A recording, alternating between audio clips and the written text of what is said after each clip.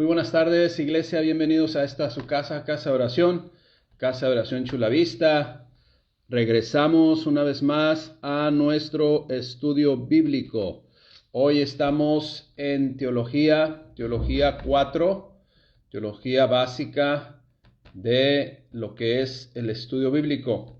Y hoy vamos a ver en Teología 4, la clase creo que la número 6, y vamos a continuar con lo que es el tema de los dones del Hijo y dones del Espíritu. Acuérdese, así se identifican por el contexto en el cual usted puede ver alrededor. Ya hace algunas semanas hablamos de dones del Padre, porque usted lea el contexto, vea la clase, vea el contexto y entonces ya se da cuenta por qué. En este caso vamos a ver los dones. Vamos a continuar con esta segunda clase de los dones, que es la clase que vamos a ver en Efesios 4:10. Efesios 4:10, acompáñeme por favor, Efesios 4:10, y dice lo siguiente, Efesios 4:10, el que descendió es el mismo que también subió por encima de todos los cielos para llenarlo todo.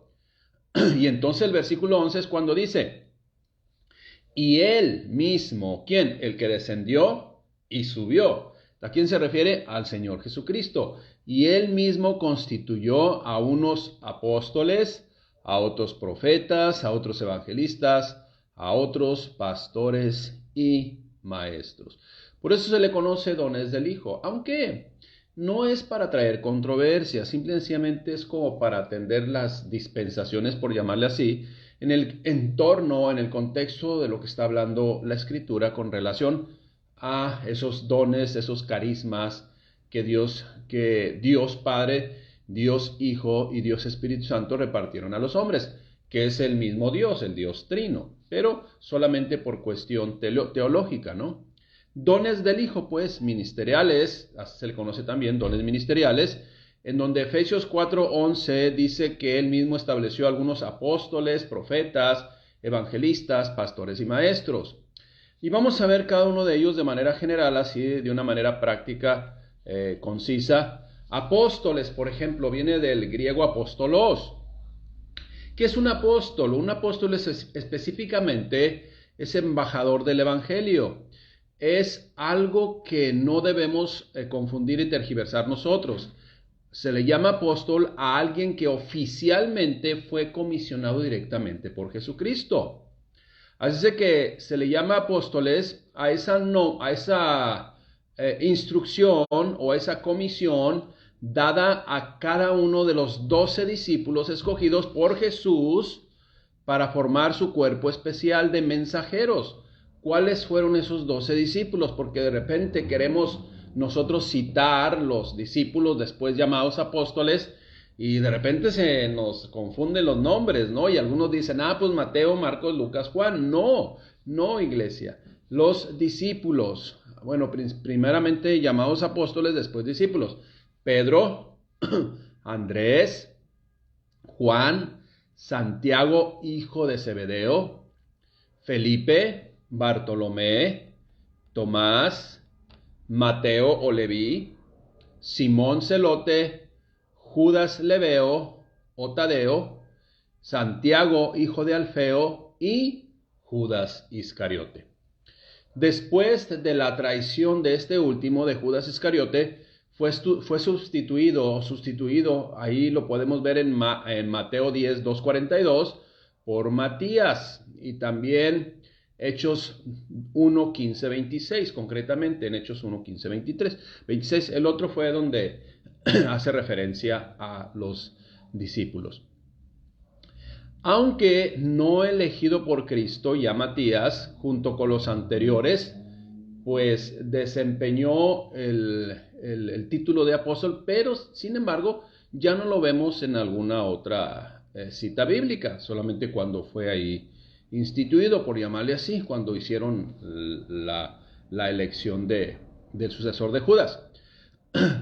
San Pablo, bueno, el apóstol Pablo fue también divinamente llamado e instituido y enviado por el Señor Jesucristo directamente, ¿sí? Cuando tuvo ese encuentro con él, que narra Hechos 9 del 1 al 31, ¿sí? En el libro de los Hechos, prácticamente 3 veces el apóstol Pablo narra el hecho de cómo se le apareció Jesucristo en el camino y lo comisionó. Señor, ¿qué quieres que haga? Bueno, ve a la calle que se llama derecha y ahí se te va a decir lo que tienes que hacer.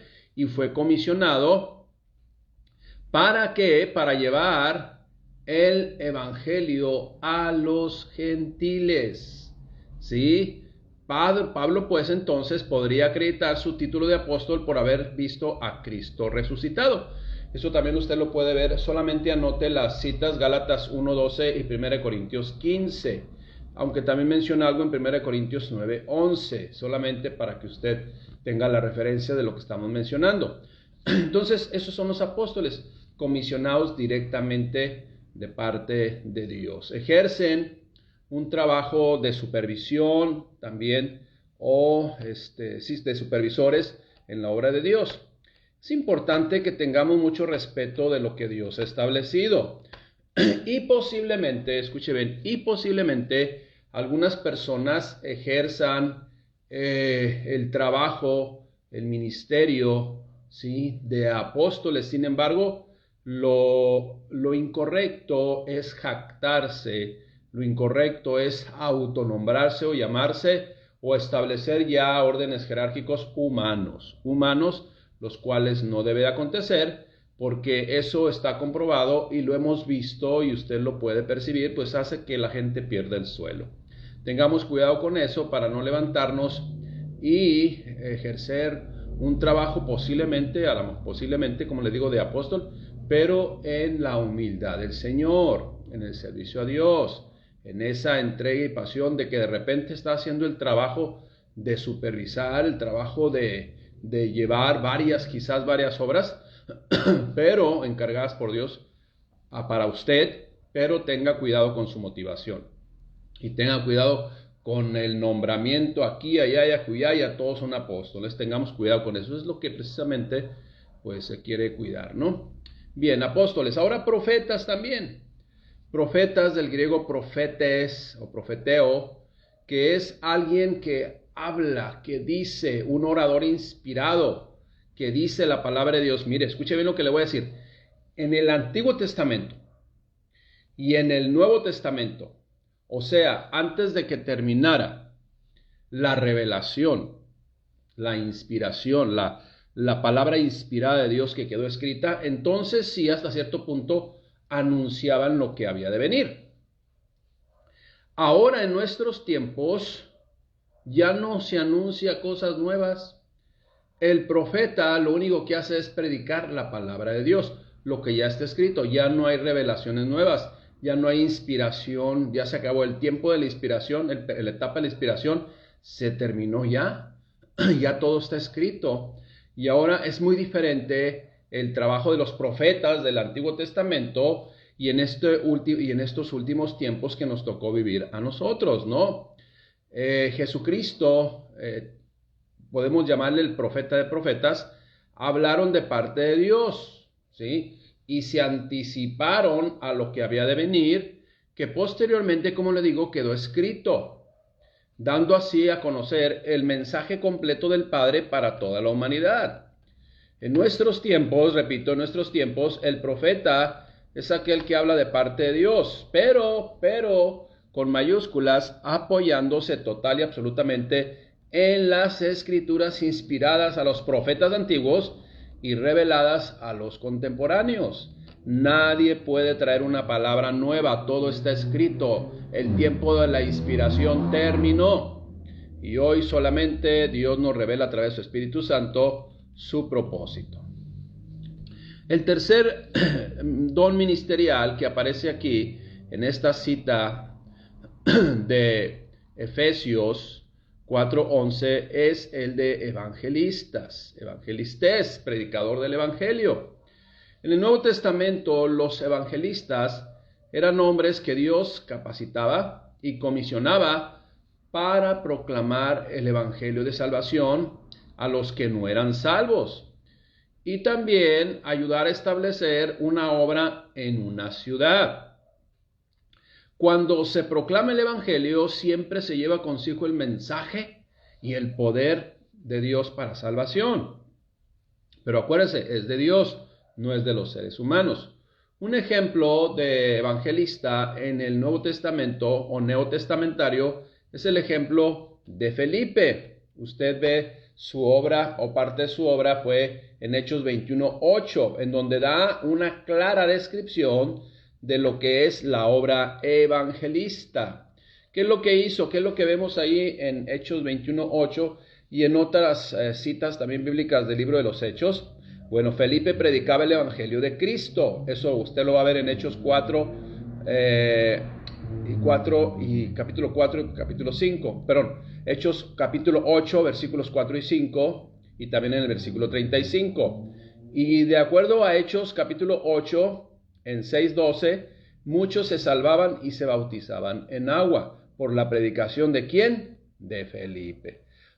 También había grandes señales y milagros, sanidades y liberaciones de espíritus inmundos. Acompañaban la predicación de Felipe. Hechos 8 también, 6, 7 y 13. Capítulo 8, versículos 6 y 7. Ahí se menciona literalmente. También Felipe, el evangelista, como se conoce, se interesaba en que los recién convertidos fueran llenos del Espíritu Santo. También en el capítulo 8 de Hechos. Y esto es concretamente el trabajo de un evangelista. Ahora, insisto en los dones, como mencionamos la clase anterior.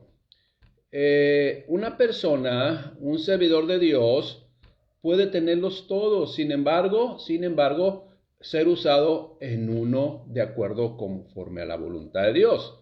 Pero el que hace las cosas, nunca nos perdamos. El que hace las cosas es Dios. Lo único que nosotros somos, como dice la propia palabra de Dios, siervos inútiles. Que lo único que tenemos que hacer es lo que Dios nos ha encomendado. Entonces, apóstoles, profetas, evangelistas, pastores de poimén, ¿sí? De aquel que cuida las ovejas. Los pastores, pues, supervisan y cuidan de las necesidades espirituales de una congregación local. A los pastores, la palabra de Dios le identifica también como ancianos. Eso usted lo puede corroborar en Hechos 20:17 y Tito 1:5. Y los obispos, también se refiere a los obispos a 1 Timoteo 3:1 y Tito 1:7. A eso se refiere como ancianos.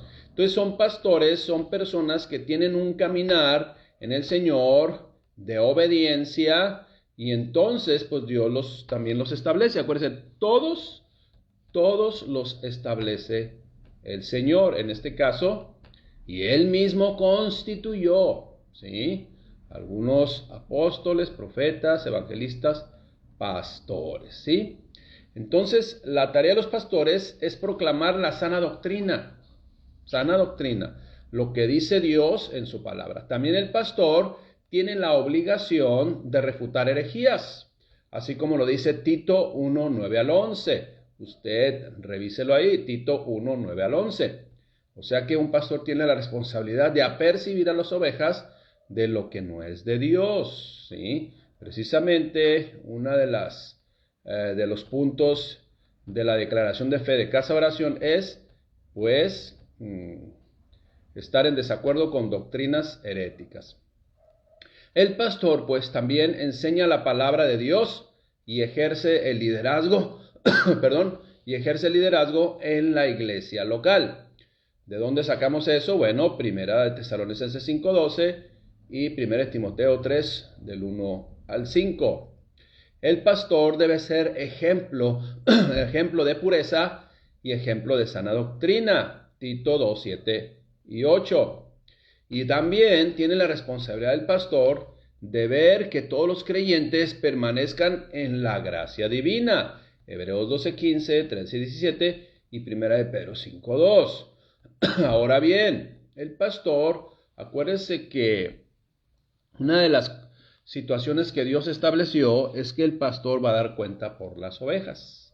Esa es la realidad. Por eso lo importante de que una persona que esté encargada de una congregación verdaderamente tenga carácter, ¿no? Porque imagínese que el pastor haga todo lo que le dicen las ovejas. Oiga, pastor, pues ahora predique esto. Oiga, pastor, y no predique así. Oiga, pastor, nunca mencione esto, ya, porque la gente como que siente incómoda.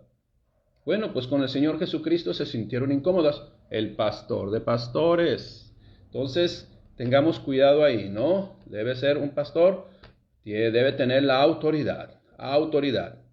Así de que esta tarea se describe, la del pastor, en Hechos 20, del 28 al 31, como salvaguardas, ¿sí?, de la verdad de Dios, ¿sí?, que cuida el rebaño y que vigila también que no se infiltren doctrinas y que también vigila y cuida que no se infiltren falsos maestros dentro de la iglesia. Y con autoridad hay que tomar cartas en el asunto.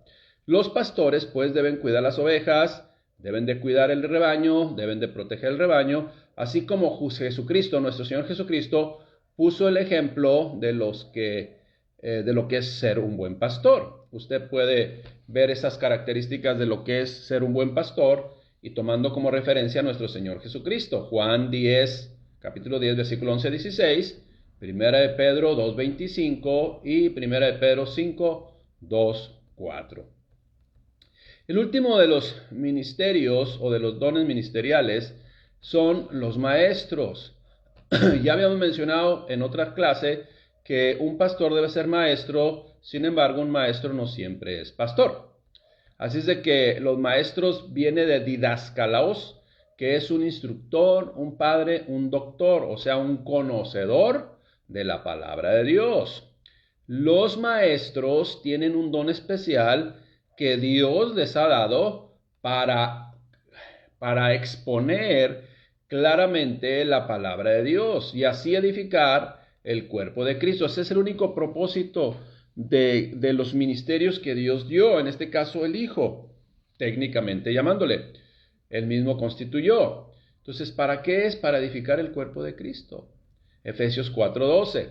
Entonces, fíjese bien, la tarea principal de los maestros es defender, es con la ayuda, hacer una labor apologética, ¿no? Con la ayuda del Espíritu Santo, el evangelio que se les ha confiado. ¿Qué es lo que debe de predicar un maestro? Pues el evangelio, según de Timoteo 1:11-14. Eso es lo que debe predicar un maestro. Los maestros en las congregaciones son esenciales en el plan de Dios para su iglesia. Cuidado con esto, iglesia. La iglesia que rechaza o se niega a escuchar a sus maestros y teólogos, obviamente aquellos que permanecen fieles a la revelación bíblica y se han integrado a la congregación con un tiempo, ¿verdad? No es porque alguien llegue y diga yo soy maestro y no le conoces y ya lo pones a predicar. No, hay características para que un maestro se establezca y pueda compartir la palabra con autoridad, bajo autoridad. Acuérdense, que se conoce porque son fieles al Señor, porque viven la palabra de Dios y permanecen fieles a la autoridad, ¿sí? Y a todo orden establecido por Dios. Principalmente a la revelación bíblica original o leal al original. Acuérdense, al maestro lo único que le interesa es predicar, transmitir el mensaje bíblico fiel al original. La iglesia, escuche bien, ahora por otro lado, la iglesia o las congregaciones en la que permanecen callados los maestros y teólogos no seguirán firmes a la verdad, porque para eso fueron establecidos. Seguramente si se coarta este ministerio, llegarán seguramente nuevos vientos de doctrinas y se aceptarán sin críticas, y la experiencia religiosa y las ideas humanas se infiltrarán en la congregación. Así es de que es necesario que también en una congregación haya maestros de la palabra sujetos a la palabra, sujetos a la autoridad y bien integrados en tiempo al el ministerio en donde están bien establecidos. Por el contrario, pues, la iglesia que escucha a los maestros y teólogos piadosos, fieles, tendrán enseñanzas precisas y prácticas, permaneciendo, como le digo, fieles al testimonio original y fundamental del Evangelio.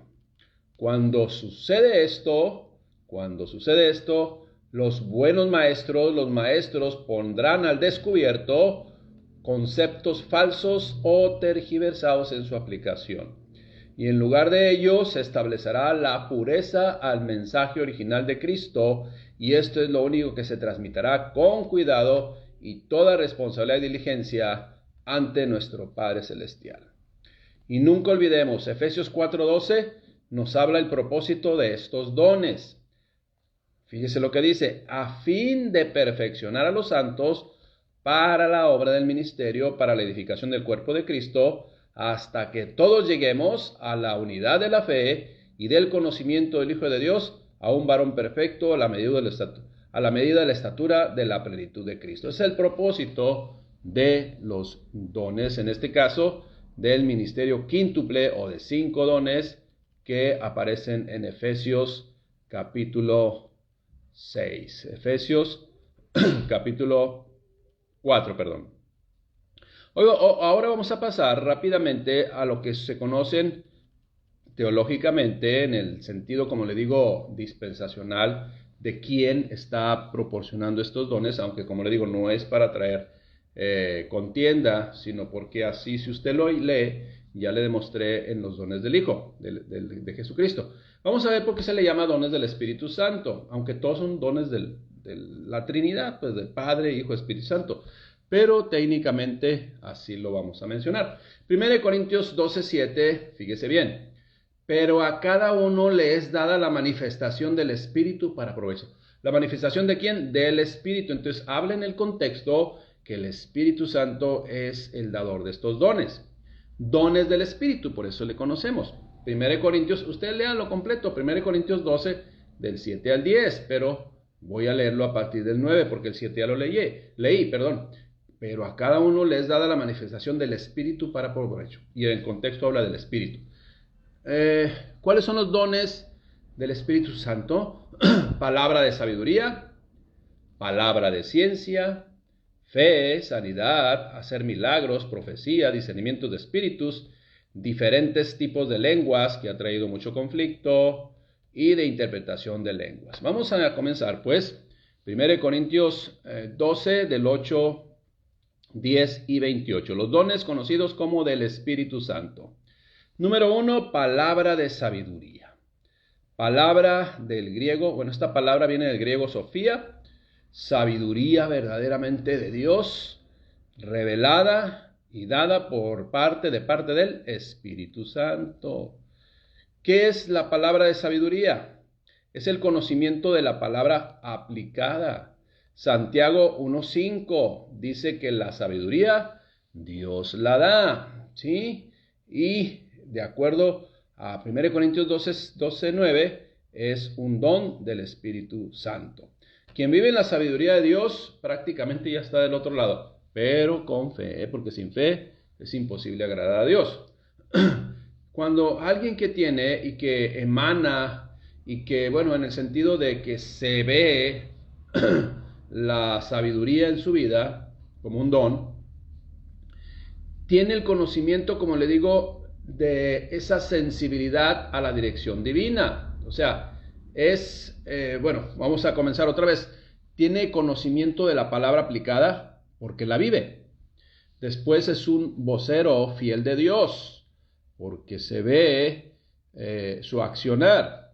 Y también la palabra de sabiduría tiene relación, en ser sensible a la dirección divina. ¿Para qué propósito? Pues para servir. En Hechos 6:3 así lo menciona. Entonces, palabra de sabiduría. Siempre con la Biblia en la mano, siempre el consejo de Dios. Aunque a veces, pues no nos guste, iglesia, aunque a veces no nos guste. El otro don del Espíritu Santo es palabra de ciencia. ¿Qué es la ciencia? Pues es del griego gnosis, G-N-osis, gnosis, que precisamente hace referencia a ciencia y conocimiento exacto y pleno de Dios.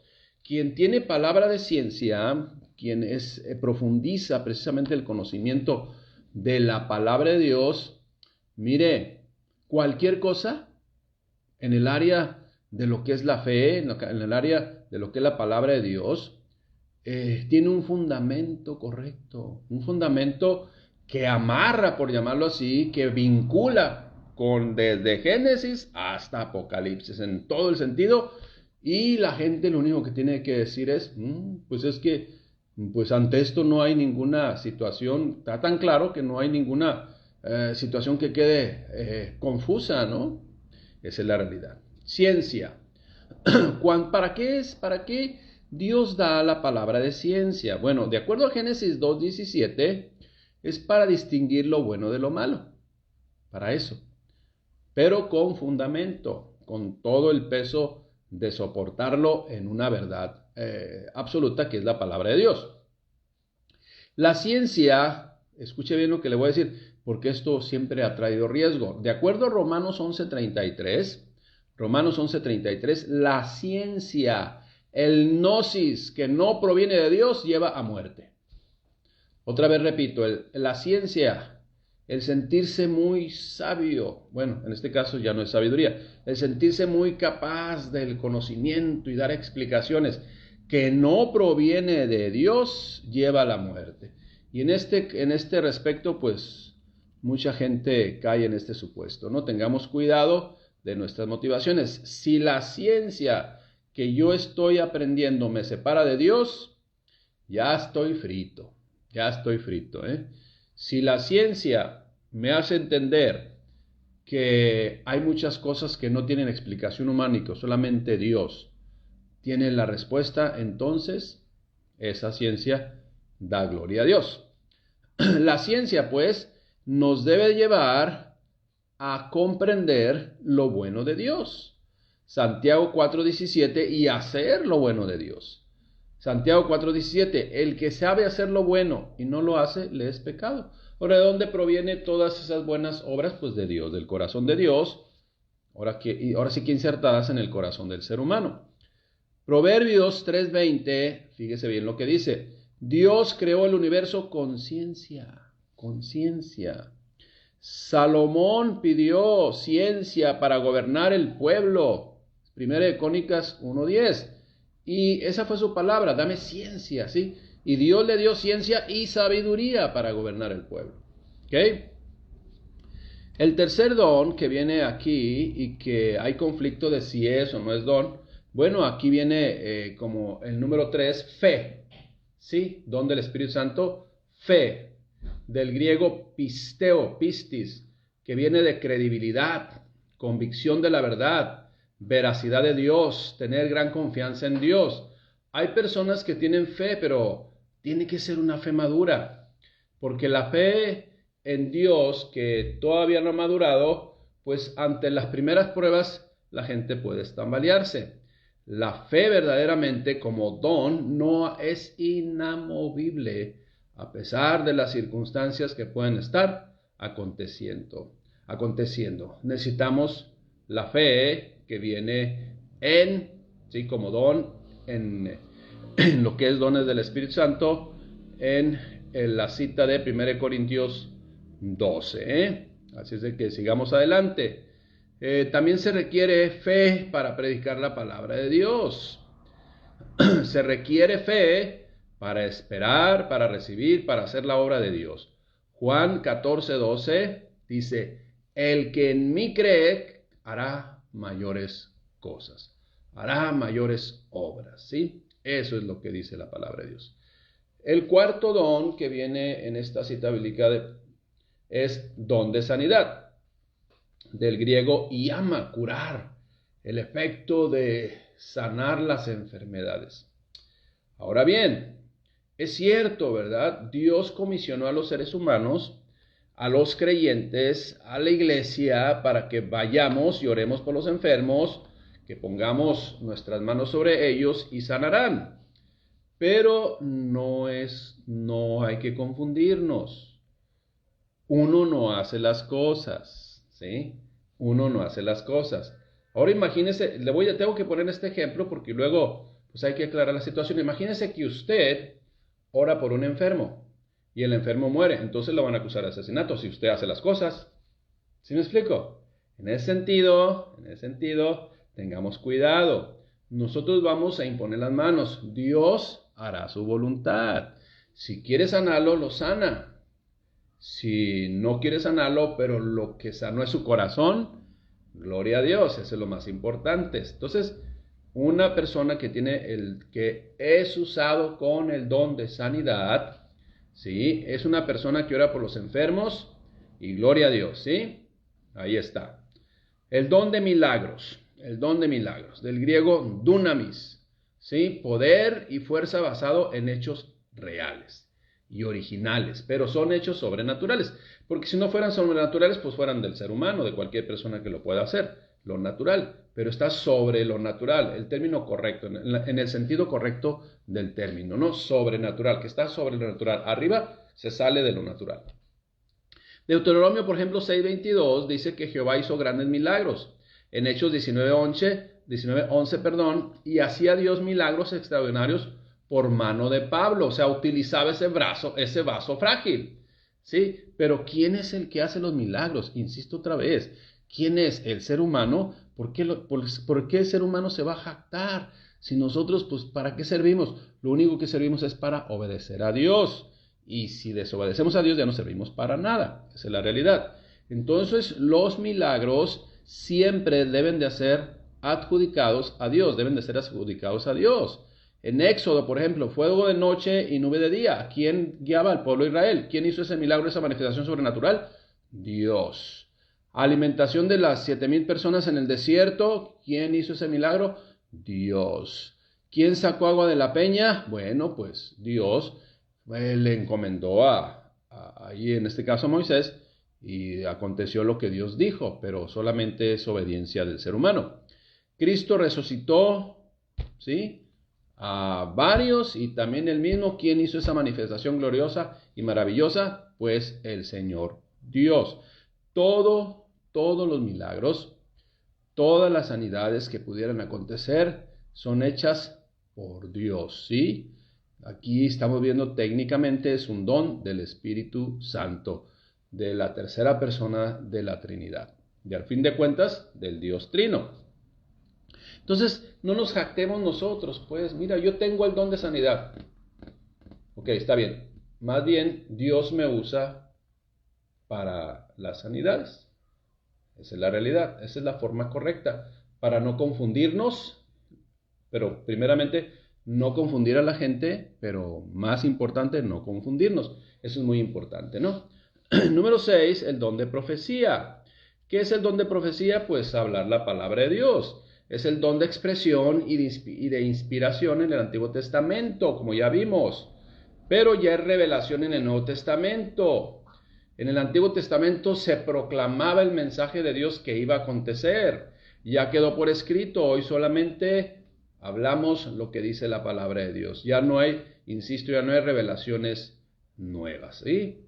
La profecía, pues, el hablar la palabra de Dios, el dar el consejo de Dios, edifica a la iglesia, bendice a la iglesia, alienta a la iglesia, exhorta a la iglesia y también alerta a la iglesia. Por eso es importante el don de profecía, lo que Dios ha establecido. Número 7, discernimiento de espíritus, ¿sí? Del griego anacrino. ¿Qué es discernir? Es distinguir, separar, con el fin de investigar, examinando profundamente si se es verdad, ¿sí?, o se está detectando apostasía. Eso es el discernimiento de espíritus.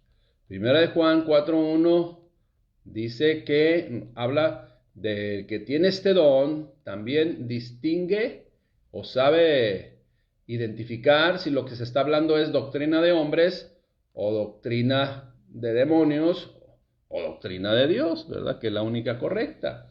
Tengamos cuidado, ¿no? Juan 10:10, también usted lo puede leer, y 1 Timoteo 4:1.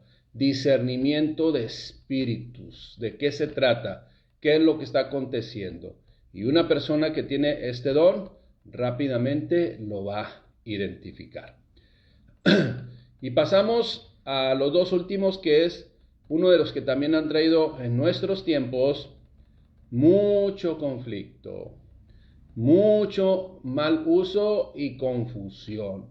Y mucha gente puede estar leyendo la cita bíblica que le podamos dar y dice, pues no lo entiendo, así me enseñaron a mí y así me quiero quedar.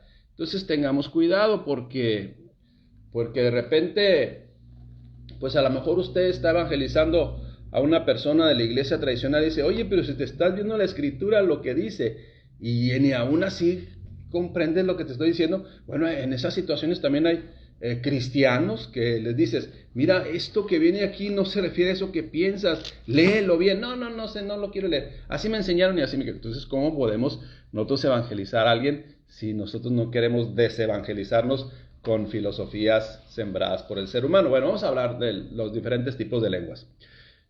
Diferentes tipos de lenguas, del griego glosa, ¿sí?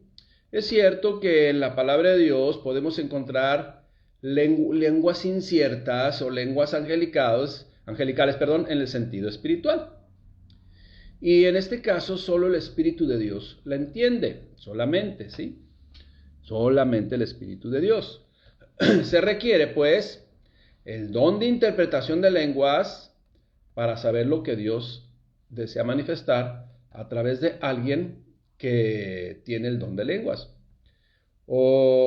Y también dice la palabra de Dios que tiene que haber interpretación de lenguas. 1 Corintios 14:4. Dice 1 Corintios 14:4, porque es un mandamiento de Dios. Sigan el amor y procuren los dones espirituales, pero sobre todo que profetices, o sea, que hables la palabra de Dios.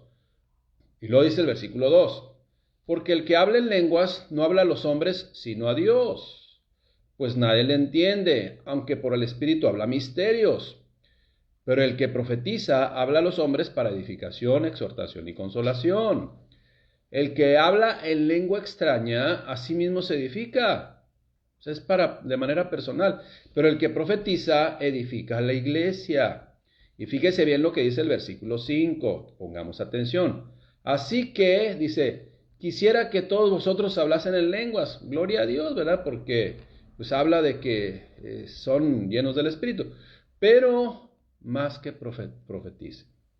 Pero prefiero mejor que profetice, o sea, que hables la palabra de Dios, porque mayor es el que profetiza que el que habla en lenguas, a no ser que las interprete para que la iglesia reciba edificación. Entonces, si usted va a un grupo y entonces nomás están hablando cosas incoherentes y nadie le dice de qué se trata o nadie interpreta qué es lo que se está pasando y cuál es el mensaje, pues entonces solamente están perdiendo el tiempo. Así con toda, vamos a decir, con toda, pues, misericordia, ¿no? Estás perdiendo el tiempo porque acuérdense que todos los dones son para edificación de la iglesia, no es para traer desorden, ¿bien? Ahora, ¿qué es lo que dice Marcos 16:16?